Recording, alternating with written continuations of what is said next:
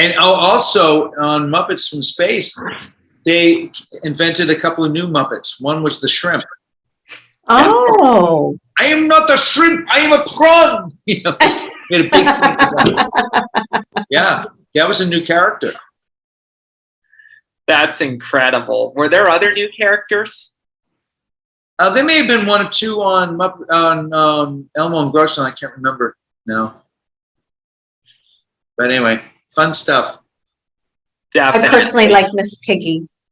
Yeah, I think she's adorable. Well, you know, any red-blooded American male has a crush on Miss Piggy. Oh, she's adorable. Yes, but they're all great. So. Yeah, they are. Yeah.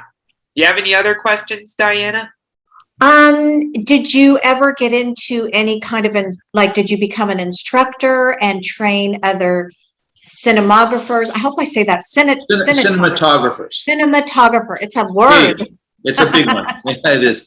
Well, not really then, although I was always sort of in a teaching position with my crews because I'd always get young people who were first starting out. It was their first job and stuff like that. But I'm teaching at SCAD right now. I'm teaching at Savannah College of Art and Design. Congratulations. I'm teaching, awesome. I'm teaching filmmaking, cinematography, Steadicam. Congratulations. Yeah.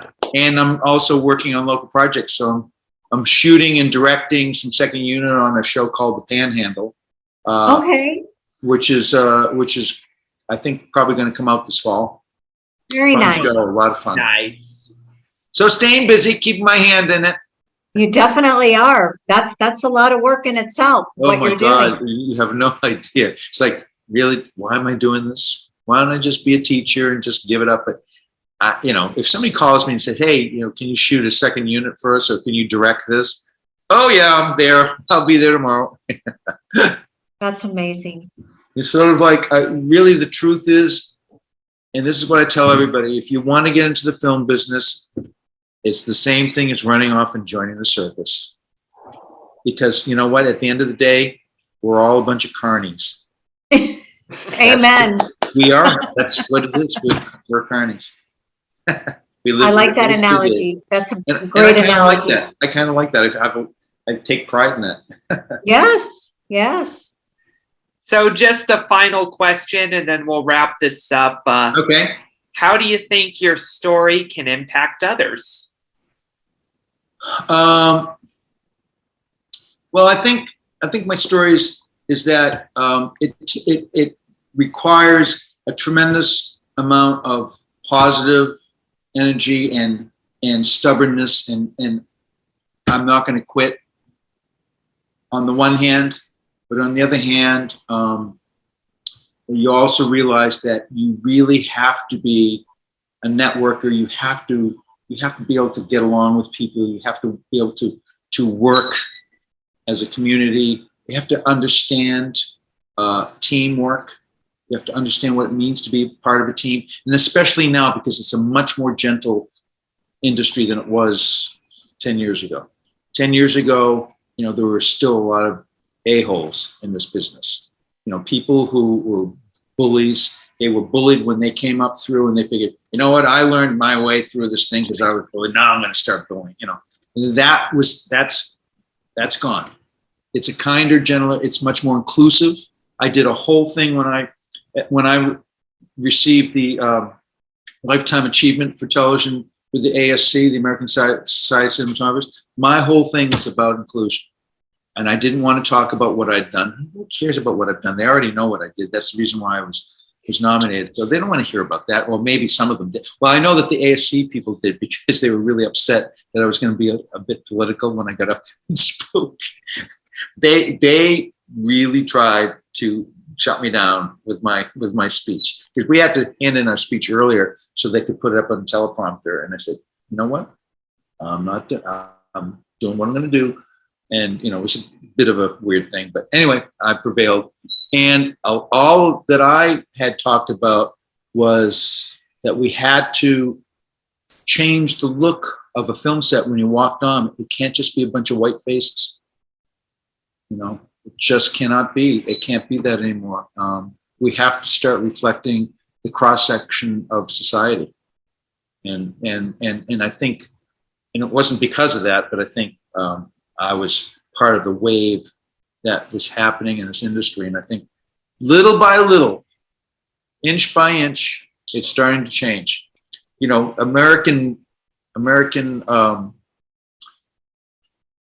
I'm going to say, corporate America is actually probably the only place where you've seen some change. When you've seen it in the banking industry and stuff, it's still an old man's club, but it's gotten a lot better. And it certainly has happened before. And strangely enough, the one industry that has been lagging behind everybody is the film industry. And we're supposed to be the, you know, the big lenient, you know, industry that accepts, you know, people as they are and trying to be a cross section. It's an incredibly white dominated industry. Really? It was, and hopefully it's changing. It is, was, will be, you know, won't be, hopefully I should say. It does look like it's changing, though, because I think you're right. People are starting to realize now with what's been going on that their past views were not appropriate anymore for the times. Right, and but more importantly is my whole point that I made then and now is that if we're not telling everybody else's story, we're missing some wonderful stories. Oh, amen to that. You know, yeah, you talk about, you know, the experience of so many different ethnic groups and people that are in this country. You're missing wonderful stories. You talk about some incredible histories of people coming up through. The Black experience has been painful through this country, still is incredibly painful, but so many powerful stories can come out of that, and their struggle continues daily in this country. And the Native American culture, the Inuit culture, all that. There's so many great stories. Right? Yeah. Yeah. And so so it's a struggle. It's a struggle every day. There's pushback, a lot of pushback.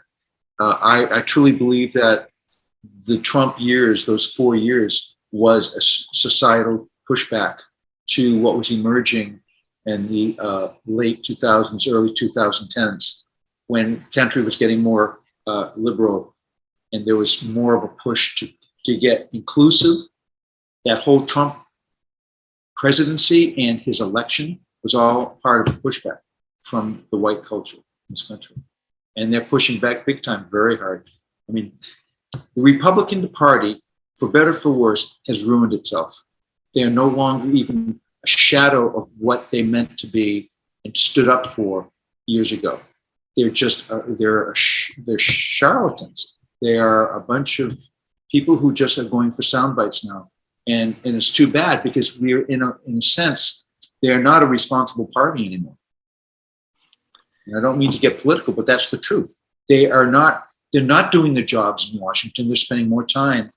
It's the loudest voices that people are. I mean, what are the rest of them doing? They're doing nothing. They're just cowering. They're not doing their jobs. There's not multiple voices in the Republican Party. It's all one bad voice through fear and bullying. Yeah, and I have experience with political bullying from my past, and I think I brought it up in a previous anti-bullying panel. You know, it's just, you can't really be honest as much as you used to be, because you don't know if people are going to yell at you, snap at you, or even beat you up just because of what you believe in. Well, here's the conundrum is that I need to get elected to do something. So what do you have to do? You get elected, and then you can't do anything because you're afraid to do anything that you want to do, because they're going to kick you out. So it's an impossible situation. This country's majorly broke. It is broken. The system is broken, and it needs to be repaired. Yeah. I don't know how to fix it. I don't pretend to know. I just know that it's broken. And I think if there's enough people voicing their opinions, I mean, why are we even going back to something like Roe versus Wade? That's something that was settled 40 years ago. Why are we having to go back to that now? This tells you how regressive this country's becoming. And we don't have a national health care. I mean, why are we the so-called most advanced country so poor in health care? Why do we not have women who get proper maternity leaves. I mean, why? Yeah, I know what you mean. I agree. There's just so many things wrong. But anyway, that's not what this is about, right? No, But we but love How hearing. can we talk about that when we're talking about the Muppets, right? Yes. Well, it's no problem though. It's your views, and you know, I'm sure there's plenty of people that have the same views as you, and we're respectful to everyone and their journey and their views. yes, yeah, absolutely. That's very well said. Well said. Yeah. But we thank you for coming on. That's all we have for now, but we'd love Great. to have you back on again to talk about- Anytime. I've got, go into my my list of stuff, and if there's something else that tickles your fancy, I'd be happy to talk about any of it. Awesome. We'll look up more of your movies and we'll keep you posted on how your episode does. Sounds great. I appreciate it. It So was nice to meet you, pleasure. Diana. So nice to meet you, Douglas. Nice And to we'll see meet you guys later. We'll bet. see you later.